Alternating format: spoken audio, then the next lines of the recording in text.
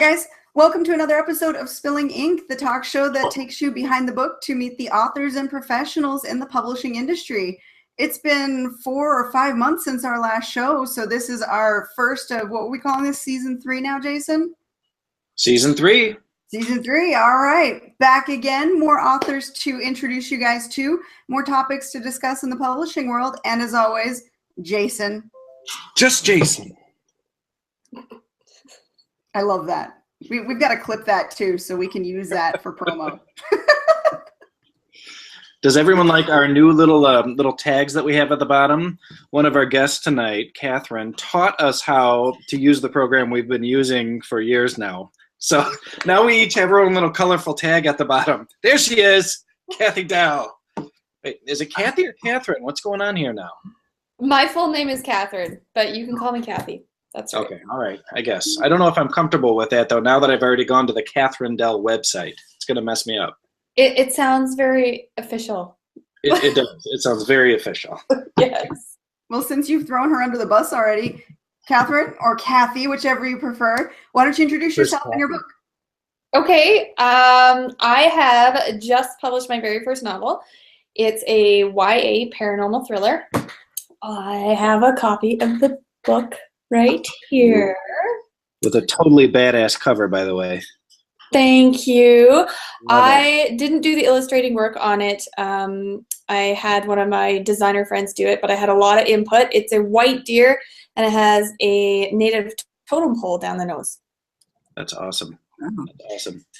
Probably takes you a while to kind of recognize it. It does, and when I was looking at the image on your website, it was like, I don't know what's going on, but it's kind of creepy and beautiful at once, and I like it. I like that. Yeah, and even if it makes people stop and look and take a longer, closer look, that's good too, right? It's definitely eye-catching, that's for sure. So give us the quick summary on that book so we know what it's about. Okay, the main story is about my main character, Rachel Barnes, who is getting over some tragedy in her life. Her brother has passed away in a tragic accident, and her parents have gotten divorced. So she's moved from the city of Vancouver to this little northern town in BC. And just when her life should be... Pardon? What's BC? For us in America. What does that mean? Oh, I'm sorry. British Columbia. Ah, sweet. It's a province. One of the many countries in Canada, or provinces. Provinces, just like states. So, sorry I interrupted you. So she moved to BC or away from BC? Vancouver is also in BC. It is in the southern part of the province, and Hazelton is in the northern part of the province. And roughly how big is the province in hectares?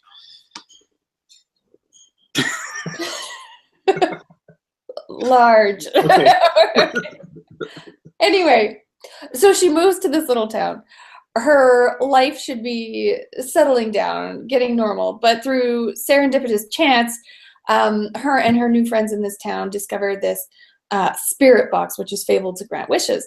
And every time a wish is wished upon, these spirit animals contained in the box, there's a white crow, a white bear, a white deer, and a black wendigo. These spirits are released into the world, and her best friend gets possessed by this wendigo spirit. And with dealing with her own inner demons of getting over her brother's death and what's happening in her own life, she'll have to see how far she'll go to save her friend. Cool. Okay, so I've got a question here for you. Okay. So when these spirits are released into the world, yes. Why are the spirits released into the world? Are they released in order to fulfill whatever that wish was? Is that the idea? Or it's just when you wish, it releases a spirit regardless of what you wanted to do? Well, one of the reasons I picked Hazelton, BC, is because specifically the animal spirits in the box are the white crow, the white bear, and the white deer. Hazelton, BC actually has the highest population in the world of what's called Kermode bears, and they are black bears that are naturally born white. They're called spirit bears. Okay. So it sort of ties into the story, and so each time a spirit is released, you know, there are sightings of white deer, or sightings of white bear, white crows. That's cool. A creepy, eerie feeling. Yeah, I like it. And there's a whole folklore behind it too, which was inspired by quite a few sort of indigenous folklores of Canada. It's very Canadiana. I like it. Yeah. I like Canada. Canada's awesome. Thank you. Lots of provinces. Yes. You'll have a geography test after this, Jason. Well, now that we've had a chance to talk to Kathy, let's give Susan the floor and she can introduce some of her books. Go ahead, Susan. Hi, I'm Susan Hanniford Crowley, and Vampire Princess of New York is my 8th novel. And I started out writing vampires, and then, well, you see, it has to do with community and family. And I end up with other supernaturals and paranormal creatures in the books. And Vampire Princess of New York has to do with Noblesse Vandermeer. And she is rich beyond imagination. She's like an heiress and socialite in New York. She became a vampire during at the beginning of the French Revolution. Her father is Max Vandermeer, the Vampire King of New York, which is the novel before. And she was in Paris to look for her mother.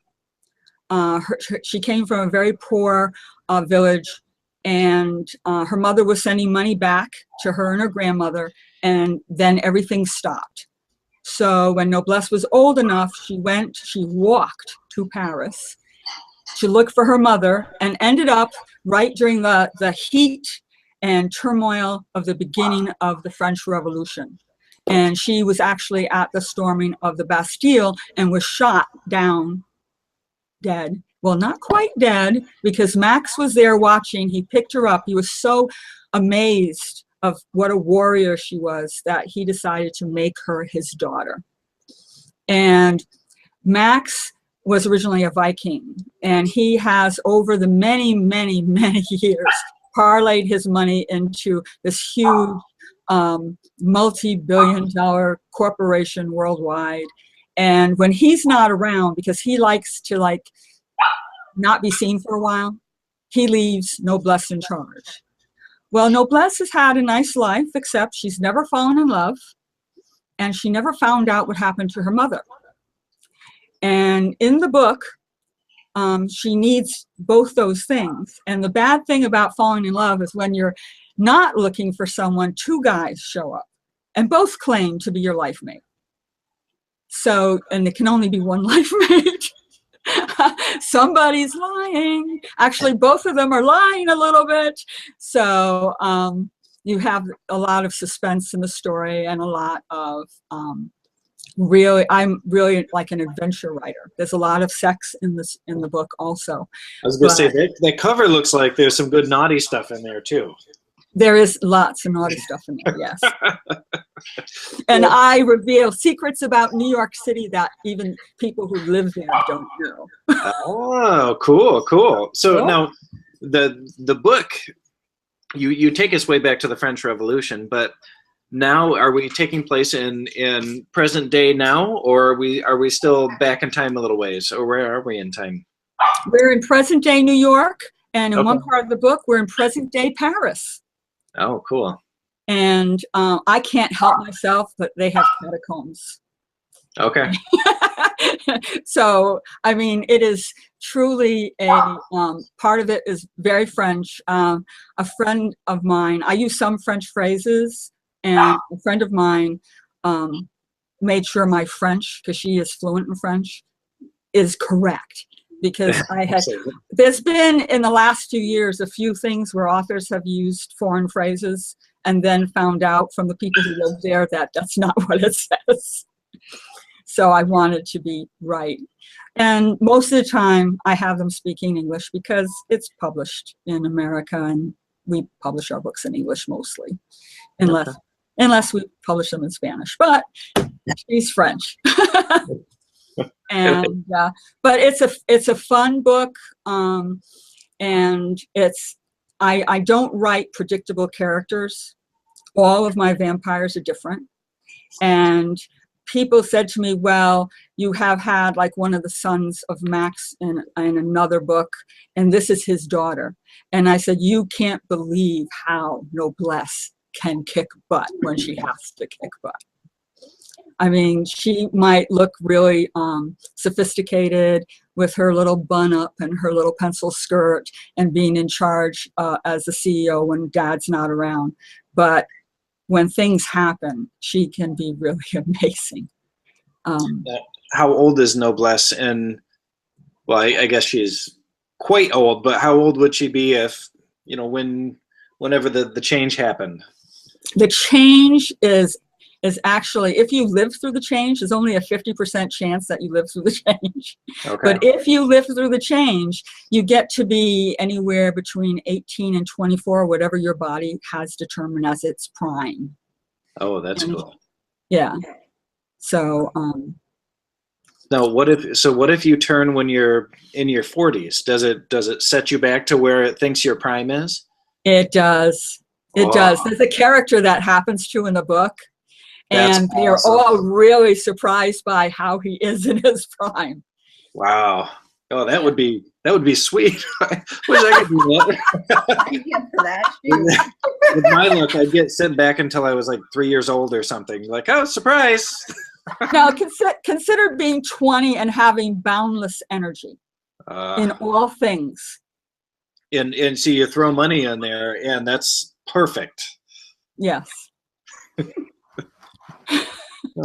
So this is your 8th novel, you said, right? Yes, yes. Okay, very cool. Now, so you said there's a good amount of sex in it, but it also sounds like it's kind of an action adventure too. So how do you classify your books? You know, what genre do you put them in, or are they multiple genres? Well, Amazon and my publisher put them in as vampire romance. And actually the book before this, which is Vampire King of New York, made me an Amazon Kindle best-selling author of vampire romance.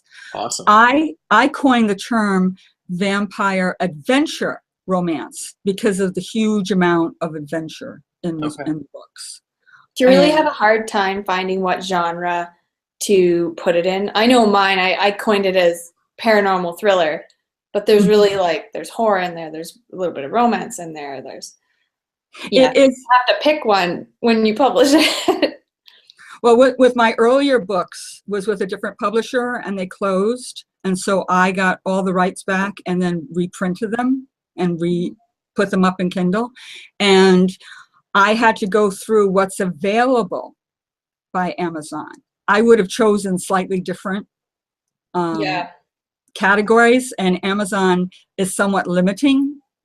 And as long as people can find it, though, and it's generally correct, I guess. Yes, yes. That brings us up to our topic of visibility tonight, too, because the categories that you put your books into, if you have control over that, if you self-publish or if you small press publish and you have a lot of the ability to tweak things, you can put yourself into categories or suggest keywords for your books. Are you able to do that? For my past books that are my own that I've put back up from the previous publisher, I've done all of that. With the current small publisher that I am, they do that. I make suggestions. I make suggestions for the cover. Like this particular cover, I said, I had gotten some other covers and they really didn't get that French feeling I was looking for and that passion. And but I know other authors have told me, even with small publishers, they have no say in the cover at all. I did everything myself. Makes a big difference. Sorry, go ahead. Oh, I was going to say, I did everything myself. I'm self-published. I did set up my own small publishing company just to get a few better distribution channels. But yeah, publishing on, through CreateSpace and on Amazon, I picked all my categories for that and keywords and things like that. Which I forget which channel it is, if you can update them or not. But it is hard to pick like your subcategories and stuff too. You can be #1 in like this 8-word long subcategory, which sort of gets lost in or something. But I haven't done too bad so far. That's like the first line of defense when it comes to getting your books out there to the public, is the categories that it goes into. And that helps you on the also bought list. That helps you when people are searching for different keywords, if your book comes up in the list. Jason, what about you? When you put your books in, what labels do you typically use? Gosh, Bless you. well, I've always I've kind of struggled with that as well. I'm usually in fiction, paranormal. Somehow I end up in occult horror, even though occult wasn't something I chose. It's just something they chose for me. But yeah, usually paranormal and thrillers, things like that. But yeah, I always wish that we could have a little bit wider net that we could cast, or be able to narrow it down really fine. Although I would get myself in trouble narrowing it down too, because then I'd probably pick myself too fine a genre to try to be in to attract anyone. Which was always my problem with trying to do the darn ads on Amazon and Facebook, is narrowing things down too much. Trying to be too niche, and you end up stopping yourself from being visible to anybody. Yeah, yeah. So, Kathy, yeah, this is really messing me up. I'm going to go with Katherine. Okay. Up on my my little browser here, I've got Katherine Dell, but then down here I have Kathy, and seriously, my brain's going to explode or something. All right, so Katherine, this is your first novel you published? It is. Okay. Here. Awesome. Yes, that's better, much better. Thank you. I'm very, very simple. Small things throw me off. Okay. So tell us about the writing process behind it. I read on your website that you started in 2011. Is that right? The website sort of became a thing in 2011. I wasn't even finished the manuscript on this book. It was just an idea. I wanted to start building my author name, my author platform. So I created the website. I'd interview authors. I wrote blog posts, networking, guest blogging, things like that, sort of to get my name out there and be known in the writers community, especially locally. Calgary, Alberta, that's in Canada. It's a problem. Has a great writers community and huge conferences every year. So that's one way that I become visible locally, which is how I got my publicist too. Because some of my author friends that I had met through those channels of promoting them, I guess talked me up, and now my publicist books me on things like this, or blog tours, or all my signings, things like that. And who's your publicist? Mickey Mickelson. Oh my gosh, I know that guy. Edge. That guy is so cool. Yeah. Awesome. If you're out there, Mickey, we love you. We always love you. Love you, Mickey. He's unfortunately home in bed sick today. He's oh no, under the weather. Well, that's no good. Are you saying yeah. Hi? So having a publicist has really helped me through the newness of this all, to just making contacts with everybody and booking things for me, because it takes a lot of effort for whether you're small press, big press, independent, to get out there, book signings, panels on writers' conferences and stuff like that. So he's trying to get me some exposure that way. That's awesome. That's awesome. You seem fairly comfortable speaking in front of the camera. Do you find yourself doing well at conferences and things like that? Well, I had to do another video blurb thing today, like a whole 5-minute. So I did that today, and he had me on a different show earlier this week, and I've had some radio interviews for my book. So yeah, I'm getting better. It's all this week because everything's coming out. The book is available for sale already on the internet, but my official launch is next week, Tuesday. So I'm getting a lot of practice speaking. That's now, good, though. The internet, the more you that's do it, something. the easier it becomes. Yeah. Oh, sorry, I wanted to look Sorry, at I missed that. No, it's all right. I was speaking at the same time as Katie, so I think that both of us kind of got lost in the blur. Go ahead, Katie. I just said the more you do it, the more it becomes easier to do. You become comfortable with it. Yes, absolutely. Now, And tell me what was the, sorry, now I can't talk. What prompted the decision to self-publish versus going with a big or small press? Well, what was it? Probably 2 years ago now, I had interest from a small press in, it was in Idaho. And I thought I was going to publish through them. Everything was going really good. But when the contract came around, there were just a few things that we didn't agree on. So I didn't go with them. So I had that interest from a small press. And then I decided to pursue trying to get an agent for it. And I don't know if I'm no good at writing a query letter or perhaps I just don't have good enough contacts, but I couldn't get interest from it. So I decided, you know, a couple of my friends have gone indie and been really successful at it. And being able to do everything yourself and understand everything that goes into the process is really something good to know, whether or not I continue going indie with my next books and so after, or if I go small press or maybe big five someday.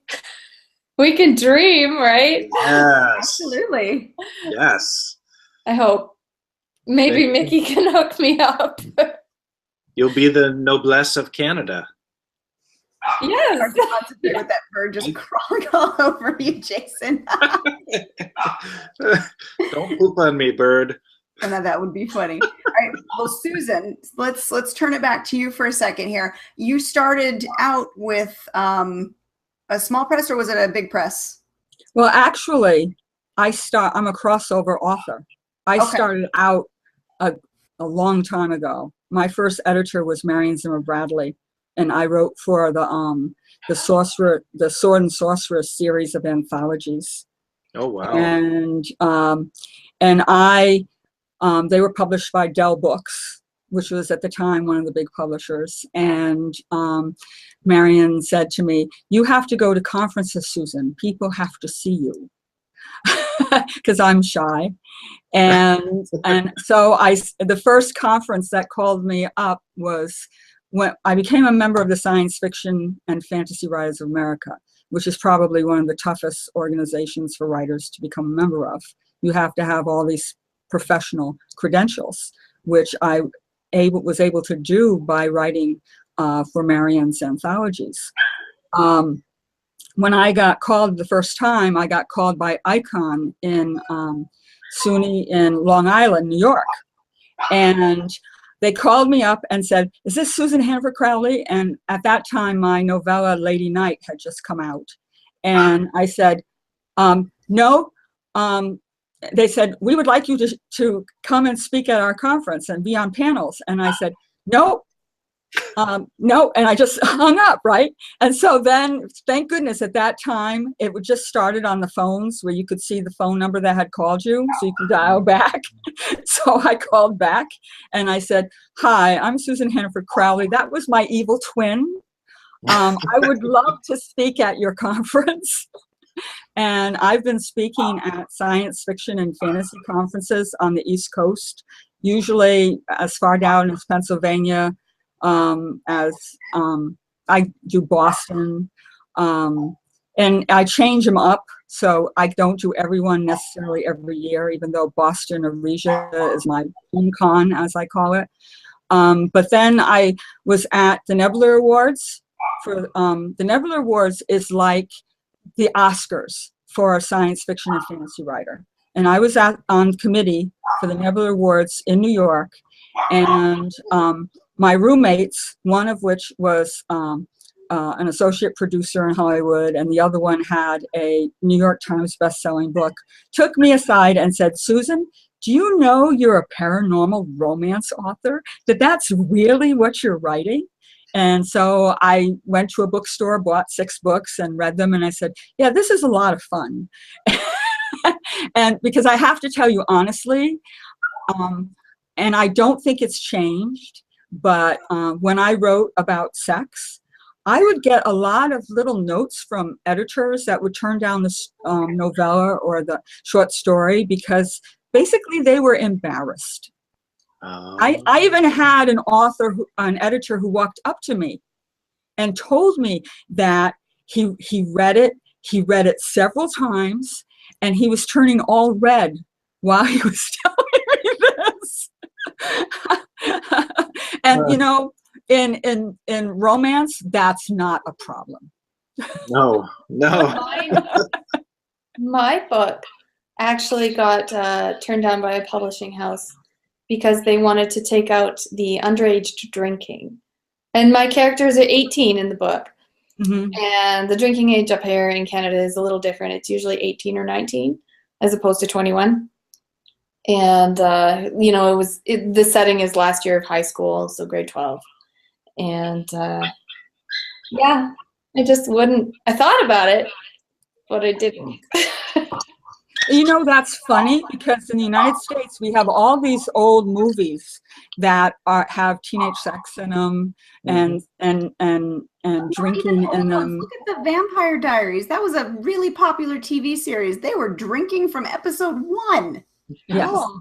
It's like kill a person, no problem, but drinking, that's serious.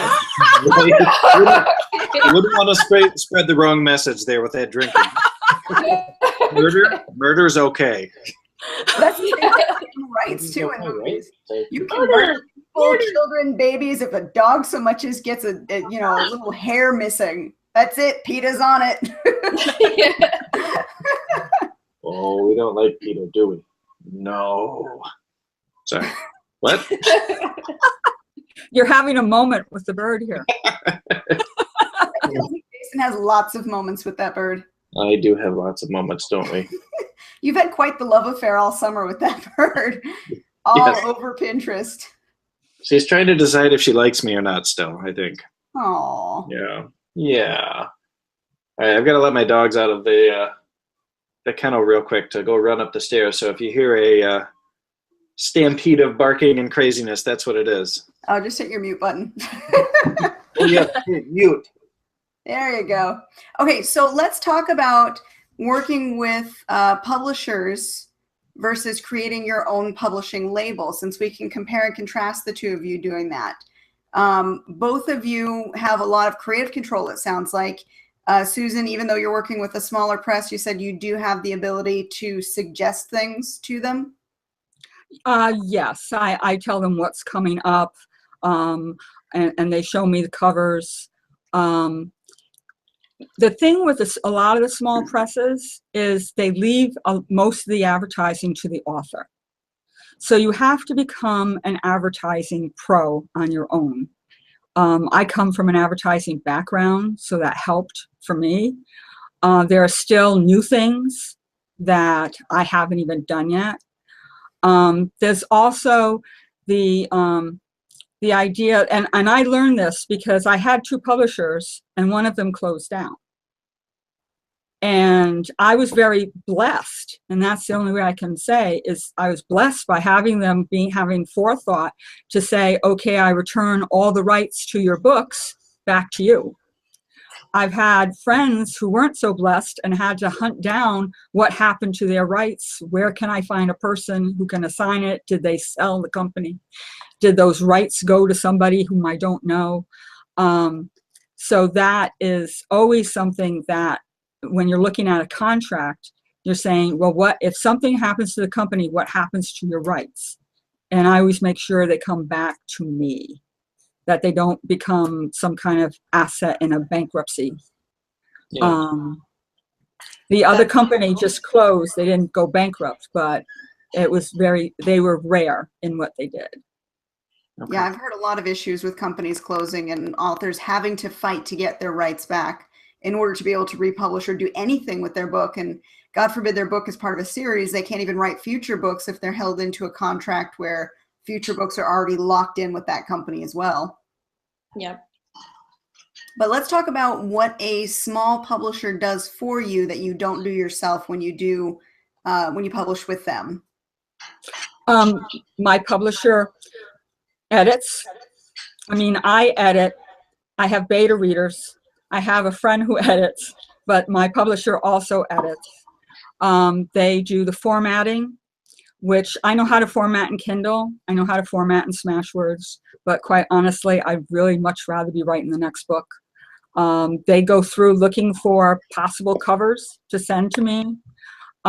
They set up, like, at RWA National Conference this year, they had events specifically for the authors of our publishing house when I went to Romantic Times Convention, which is a little bit like going to, remember anything you saw when the Beatles arrived at America? Mm-hmm. That's what Romantic Times Convention is like. Did you go to the one? Yes. Huh? Did you go to the one in Vegas? I didn't. I went to the one in New Orleans. And okay. It was, oh God, that one would have been wonderful. That was like, whoa. And the publisher had, two of the editors were there, and they were setting up an event that we put on at the conference. So that's what a publisher can do. It's harder to do that as an individual. There are different things between the two genres that I dwell in. If I'm a romance authors, when they are panelists at other romance conventions, you pay the membership to get there, you know, to be in it. You pay everything. If you're going to give a party, you're paying for that. The science fiction is run differently. A lot of them are run by fan societies. And the fan society, if you're doing a lot of panels, then they make your membership complimentary. Sometimes you might even get free food. It's a whole different, you're dressed to the nines at the romance convention, and you can dress like a hippie to the science fiction and fantasy convention, and they still love you. Have you ever noticed how many authors have like dyed hair like pink and blue? You're talking about dressing like a hippie. Do you notice that at the conventions? Yes. Is that yes. just and actually at both conventions, romance and also science fiction. Yeah. But I have to tell you, if you're going down to the southern states and you're going to a romance convention, you're talking heels, you're talking completely dressed up. Unless, of course, paranormal, you get to wear black. I don't do pink. And go goth? I go goth, yes. Okay. All right, well, let's flip it back over to Kathy then, and you talk about the benefits of doing it yourself. I literally do all of it myself unless I subcontract it out. Obviously, I have a professional editor. In terms of formatting, my friend taught me how to format my books in Scrivener. So I do all my EPUBs, Mobies, PDF books. I format them all myself. That way, it's good knowledge to have that too, in case I want to do, for example, Insta Freebie. I give away the first 3 chapters of my book for free on there. You know, when I wanted to do that, I didn't have to ask anybody, hey, can you make this weird short little version of my book? And don't forget to put some links for buying at the end and all this fancy stuff on it. That didn't cost me any more money because I know how to do it myself. So I have control over all marketing and stuff like that. In my book, let's see, Maroon Vixen Publishing, that's me. Okay.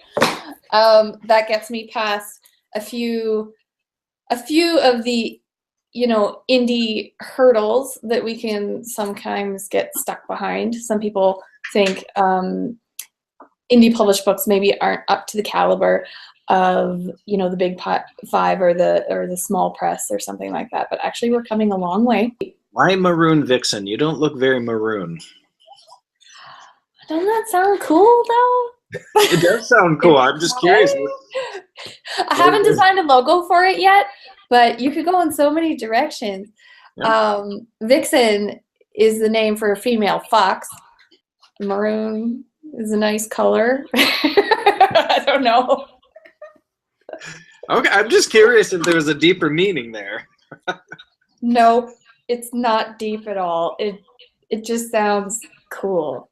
It does sound cool. I agree. Tragically hip, 9-inch nails. Why did they name themselves that? I don't know. That's true. That's true. Sounds cool. Okay. It reminds me of that meme that floats around on the internet, and it's got the two bubbles that cross each other, what the author said and what the author meant, or what the English teacher interpreted, and then they cross and what the author meant. You know, the sky is blue, and then they interpreted it as the clarity of nature, and then what the author meant. The sky's freaking blue. No, it's just blue. Other things I have control over: the cover. Like I used to be years ago. I used to be an executive assistant for a media company, so I have a lot of contacts of people. You know, if I'm unable to do something unique on my website, I can get them to do that for me. The cover design, I contracted that out from an old friend of mine who did it up for me. So I have a lot of contacts in the industry that way. I also have a lot of control over my own distribution on how and where my book goes out, to which I have 2 distribution houses, depending on if it's local would mean Alberta, BC, or Saskatchewan, or the rest of the world. North America and farther. Yeah, so I have control over that too. Now, the Which big is, difference, of course, between indie versus traditional publishing in any form, small press, big press, what have you, it's the financial. You're putting forth, you know, the initial money to either subcontract out, like you said, or yes, to hire out for marketing services or what have you, versus another company taking it on. then The again, plus side, though, you get all the royalties. true, I get a higher percentage of royalties. And as I said before, I have a lot of friends in the industry that have taught me a lot of the ins and outs too. So, I mean, I don't pay for formatting anymore. I've learned to do that professionally. Editing, you should never edit your own book. I hire that out. Who do you use for an editor? Are they a professional editing service or someone you know in the business? Or She was recommended through a friend of mine who edits her books. Her name is Amanda Bidnall. She is out of Vancouver, BC. okay. and that's also in Canada. That's also in Canada. Round of applause for Jason. Yay! I'm getting this geography thing. I like it. Told you there'd be a test at the end. So you're talking about formatting, and so I'm thinking you formatted your own paperback. Is that correct? Yes. Okay. The formatting a paperback has got to be one of the most horrible things ever, I think, for me. It was absolutely terrible. I would avoid it at all cost, unless I have to pay something, and then I guess I wouldn't really avoid it. But yeah, so that's not super fun, and that's something that as an indie we have to do ourselves, unless we contract it out to someone else. But then, like you were saying, we have control over every aspect of that, you know, whether that's making it look really bad or making it look amazing and putting our own personal little touches and flares into it, which is kind of a nice thing. Now, Susan, do you have, I mean, you have a lot of say over what happens with your work, don't you? You know, over the years. I have some say. My Okay. publisher picks how it's going to be distributed. She has made deals with Amazon where Amazon gets it for a certain amount of time first. And I always look at that as we coordinate our efforts. As soon as I know what the deal is, then I put a huge amount of, I do what I call free advertising, where I talk up on Facebook a lot, I talk up on Twitter a lot, and I talk to a lot of different groups so that they know where to find it. Part of the thing is telling people where to find your book, and that's key, especially if an exclusivity deal was made for a certain amount of time. You have to let people know, and I usually do like a Kindle party. Okay. And I give, I run contests and give away free copies. So you do quite a bit on social media then? I do a lot on social media, and I have a blog. I'm the founder of Nights of Passion blog. I blog with 5 other authors. When I started the blog, I can't even remember how many years ago now, I talked to it felt like I was talking to myself every day. And then I would find authors to interview, and I did tons of interviewing. And one day, one of the columnists from Publishers Weekly emailed me and says, "I love your blog. And every time you run a contest, I'm putting it in my column." And authors were getting really freaked, saying, "I'm in Publishers Weekly, Susan." How did that happen? And it really is that, and I'm accessible. My email, well, actually, you guys now have my backup email because my original email sometimes on Yahoo fails. And but my Yahoo email is so accessible. I'm very accessible to people who want to email me, ask me questions. I talk to people back on Facebook. Little chat boxes come up, and they said, "Susan, I'm in Hawaii, and I read you." You know, my publisher calls me up and says, "Okay, why do you have a fan club in Costa Rica? And who are the people in England that read your books?" And a lot of it has to do with Hootsuite. Hootsuite is a program that lets you pre-program some of the things you want to say while you're asleep. And that way I can leave messages so people all over the world can get original messages from me without necessarily me being on Twitter or Facebook at that time. Oh, that's cool. That's cool. So it will simultaneously post to different platforms for you? Is that kind of what it does? You can. I usually separate them out. You can do it to Google Plus, Facebook, and Instagram, I believe, and Twitter. I think that's what's it set up for now. And what I usually do is my heavy hitters are Facebook and Twitter. Most people, and I talk to so many of the groups on Facebook, and I got invited to a vampire group that is closed to the public. Yeah. And I talk to paranormal groups. I talk to paranormal groups. And a lot of it is, I look at chatting online as talking. Yeah. Oh, that's cool. Susan, what program do you use for your book giveaways, like when you do them online? I usually only do contests through Facebook, or I do it through Nights of Passion blog, and I'm doing it by hand. I give everybody, I make a list in a database of everybody who put their names in to try and get the book, and I give them a number. Then I use a random number generator that's free, and then that's the person who won. I also do the contests in Goodreads. I see my numbers spike, go up, whenever I run a contest in Goodreads, and 700 people are fighting over one copy to win one copy of your book. Wow. I use Rafflecopter. Mm-hmm. You should check it out. What you can do, you create your giveaway. Say, I'm going to give away a signed copy of a book.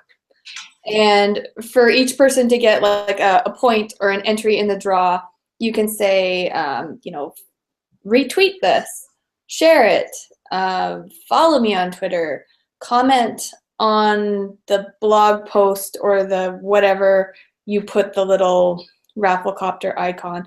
It tabulates it all to you, or sign up for my monthly newsletter or whatever, all worth like entries into the draw.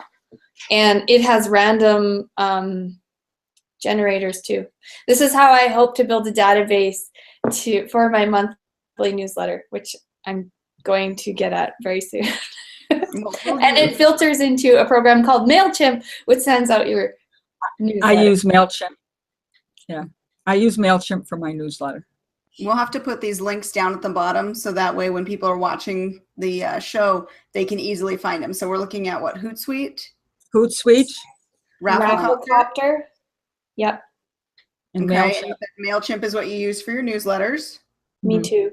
Okay. When I get one. Are any of you signed up for these services? Are they a free service, or are they one that you have to pay a monthly service charge for? Rafflecopter is free, unless you want to start posting like images with it. I just do the free one that says signed copy of the book. I figure I don't need an image because it's usually included in a blog post or something else, which you can tack an image on anyway. Sorry, MailChimp is free up to a certain number of subscribers. Yeah, I think they go up to 2,000 before they start charging you. And Hootsuite has a free version. However, it doesn't have the automatic. If you want the upload, say you're going to put in an Excel sheet all your messages with the dates and times, and you want to use the upload, I believe I won't quote a price, but if you want that, you have to pay for it. Otherwise, you have to hand do it, but you can still schedule it to a certain time, so it isn't showing up at the same time. The thing, you can't do it in Twitter. You can schedule in Facebook, which I also do that, because sometimes I do a lot of scheduling in Hootsuite, and then I switch over to Facebook, and I do a whole lot in there. And the thing is to make it personal with groups, especially if you've met groups online. You want to make it personal to them, which is a lot of extra writing work, but I find it worth it. I think it's really important to be genuine and personal. People don't want to hear your canned recorded messages. I think you really have a good point there. So how do you keep things personal day after day? If, this is our job, and it's a fun job, but it's still a job. So how do you keep coming up with content that people are not only going to be interested in, but that's personal or that's genuine? How do you do that every day? Are you just always thinking about kind of what you wanna say next, or what's your strategy? Oh, sorry, specifically like on the social medias like Twitter and Facebook and stuff. One of my things, I really think almost every post should have a picture or image. One design program that I use is called Pixteller. It's sort of like the junior version of an Illustrator or a Photoshop. And I pay $80 a year for that. And it comes with all the stock photos that you could possibly imagine in there. So I'm constantly creating fun images, maybe quotes from my book, things that whatever you're tweeting about sort of makes it pop and catches people's attention, because most everybody, including ourselves, have very short attention spans and probably don't notice the little typed words if they don't have pictures with them. Was that off topic? Was that answering your question? No, that's answering. And you do have a really cool little book trailer too on your site. How did you put that together? The same girl who designed my book cover, she had read my manuscript, and I really wanted to create a book trailer that wasn't the usual book trailer. I wanted it to look like a movie already. And that is actually 23 individual clips, Shutterstock clips smooshed together. Okay. And the music off of it is a recording artist here in Calgary that's a personal friend of mine that let me use a song off her CD. The lady who speaks, I got her off Fiverr.com. She lives in Hawaii to record my character's voice, which I wrote script for. That book trailer was a labor of love, and I like to use it in many marketing things. And one of my biggest hopes is perhaps someone will notice it someday and think, this book is going to make an excellent movie or my choice TV series. Okay. Yeah, there's the long answer for you. I like it. So now I have to ask, because it seems like, and I'm going to go slightly off topic here, but I promise I will circle back around. You seem to be doing things kind of the opposite way of most of us indies, where you put in a lot of time and planning and preparation, and then you release a book, and now more time and planning. So what do you do in the rest of your life? Do you have a full-time job, or what makes you such a great planner? How did you get this way? Well, I used to be an executive assistant for a media company, and I also used to plan events for the PBR, if you know what that is. Pabst Blue Ribbon. No, the Professional Bull Riders. It's on OLN.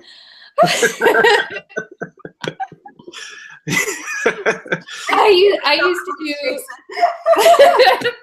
What is? It's Pabst beer. Blue Ribbon. PBR, Pabst Blue Ribbon beer. Isn't that from Canada too? No? I don't think so. Oh, okay. Well, I have heard of your PBR too, even though it's much more small and insignificant compared to the beer. PBR is very American. It's on the TV channel OLN. I know. Okay. It's bull riding events. They're very high energy events. Anyway, when PBR moved into Canada, they set up offices here, and I traveled around the country putting on their national events. Wow. And with the media company, we had a couple magazines that we ran out of there, so I coordinated all that distribution and So No, that is true. I'm excessively organized. Ask Mickey. Okay. Well, I wanted to ask because I feel like some of our viewer authors out there, like myself, might be thinking, wow, why do I suck so bad at being organized when she's so awesome? But usually you have a background in doing this and knowing that you have to be organized to get things done. So that's fantastic. So that really helped you going into your author career, I bet, kind of getting things done. I think the easy part is writing the book. Publishing and all this other stuff. This is hard. And now I stay home with my 2 little boys, and Awesome. My hobbies, as I said before, are sitting in cold hockey rinks and watching little league games. That's what I do. What about you, Susan? Is writing your full-time gig? You teach as well, don't you? I am currently, I was a teacher. I was a special education teacher. And then I've also been, and I still am, a caregiver for a family member. I'm part-time at a college. It's a 3-part job. I'm a webmaster. I am their social media specialist, and I am their email specialist. So they have what I call a warm list of people who have asked for information, and I'm the person who emails all these people and gives them updates. I'm also the person, they took my advice and bought the professional level of Hootsuite. So every week I'm uploading around 200 messages, 50 different, at least 50 of them are different. And then I recycle some, then I change up some. The thing with Twitter is if it finds you're sending the same message, you get bounced. So when I deal with Twitter, I write 50 brand new messages at a time. Good thing we're writers. Right? Yeah. Okay. Yeah. So I'm constantly, whether it's helping family or working at the college, and then writing, and I write and I'm an associate editor for Space and Time magazine. And when our submission period is open, I read hundreds of short stories because I lose count. And I'm one of the people who get to reject people. I'm also one of the people who gets to send them forward with my recommendations saying, this is really great, we have to buy it. And I used to teach writing, and I haven't taught writing now for a while. Well, I take that back because I do workshops sometimes at some of the conventions, like probably in Boston coming up in 2018. I'll be doing a workshop. And also, I'm going to do a game because I'm maniacal. It's a romance conference called Fall in Love with New England Readers and Authors Romance Conference, October 13th and 14th in Manchester, New Hampshire.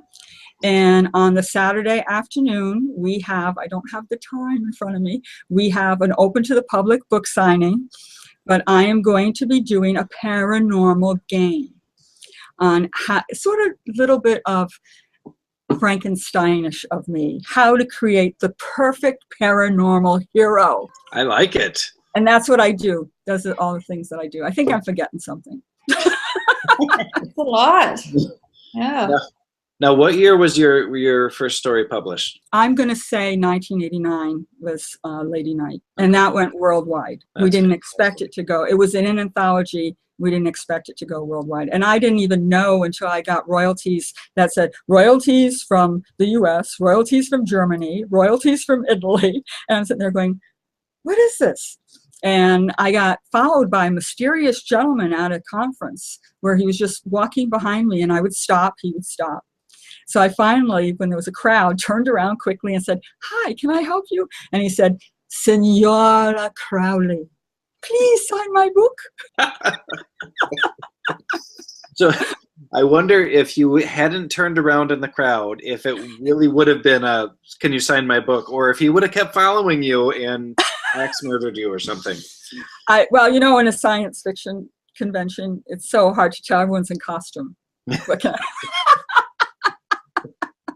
would be even scarier. Well, actually, I have to take it back. Usually the authors are not.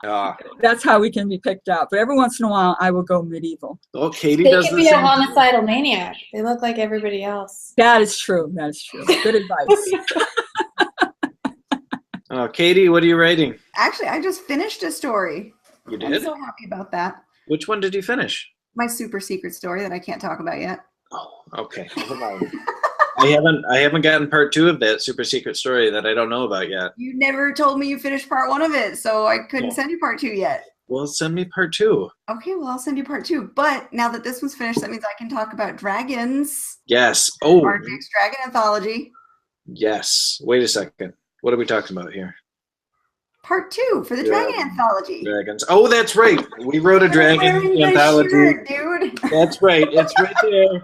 A Plague of Dragons. Look at this cool graphic. It's a little dragon guy. Oh, that's nice.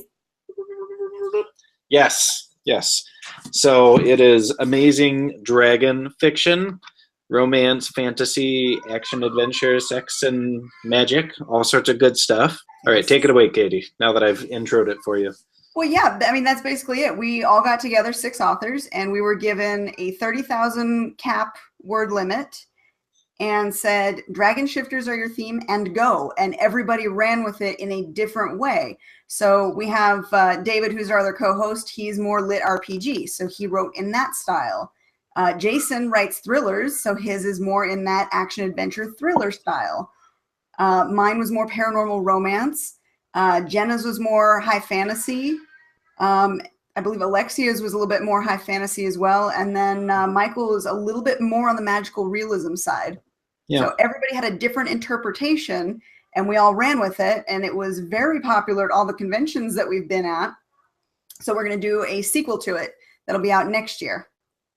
I thought it was interesting that, and I don't think we actually planned it this way when we were writing, but I don't think any of us were really used to writing shorter fiction like this. And so what we all ended up doing was writing this first novella that really, really demanded a follow-up novella. So we're like, well, shit, we better make another one of these books and keep going with these stories because they're really cool stories. But it's like, man, they need more. We need full novels out of each of these. And Jenna, who writes like 100,000 words every week, she's our epic fantasy writer. She is. She is that. She looks at our puny little 60,000 word novels and laughs. Yeah, she's like, "What? Come on! I did that, 2 days ago." Well, so but I tell you though, at Phoenix Comic Con, at Combat Con, which was really fun. It was a very small convention, but it was so much fun. I loved how you that one was the one that everybody kind of zeroed in on. They come by our booth and go, "Oh, dragons," and they would pick the book up. So it was very popular, especially in person. I'm going to have to share a post, Sword Guys and why you should date them or have sex with them or something. But it was basically talking about all these guys that are into collecting swords and fantasy objects and how they're this one particular type of guy, but it can be, I don't know. I'll have to share it with you because it was pretty hilarious to read. What about girls who collect swords? I'm sure that they're cool too. Yes. As I have mine. I have a sword. I happened to see my Facebook post the other day. Me and my daughter, we bought wooden training swords and we were having it out. My boy got a hold of my phone and he was actually taking pictures while we were sparring. It was really cute. I have an Egyptian dagger. Nice. Where is it? Actually, it's safely away because I have little grandchildren that come to my house. But an Egyptian dagger, you know what is unique about it? Oh, because they're triangle shaped, right? No, because they're poison filled. Oh, nice. Oh, yes. So does yours really have poison in it? I can't tell you that. That's super secret. Yes, you can. I don't know if I'd try it out or anything.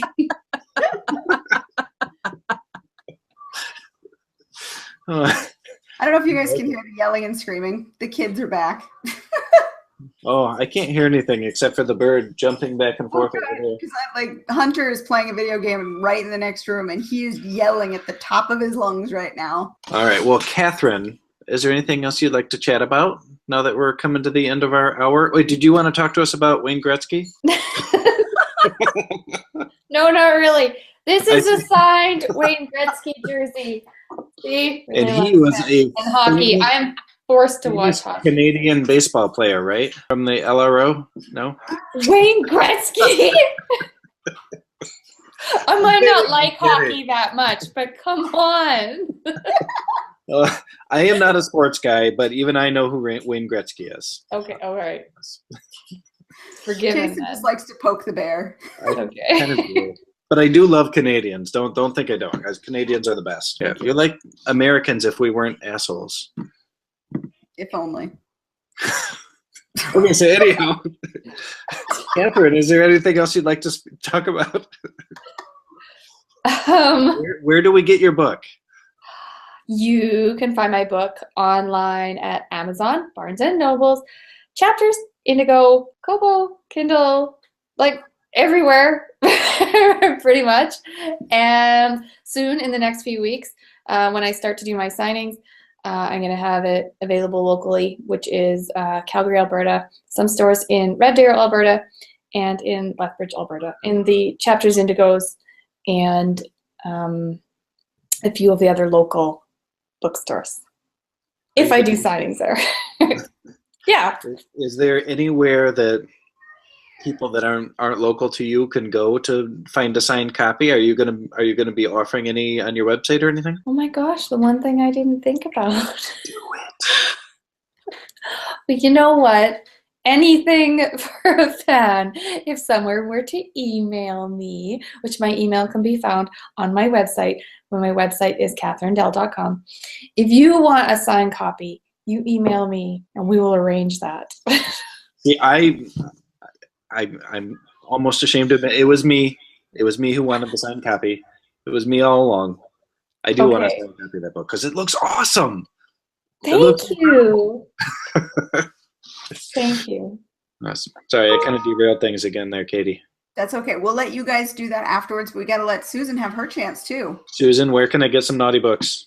Okay, Vampire Princess of New York is available in Kindle on Amazon and in print at Barnes & Noble. And you can get, there will be, in November, I will be doing a Goodreads contest for a signed copy. I will also be doing Nights of Passion blog. We like to really celebrate Halloween. And so we have trick and treats all week. And Saturday is my day. And on Saturdays in October, I'm going to have some guests, and we're doing what I call Wicked Saturday.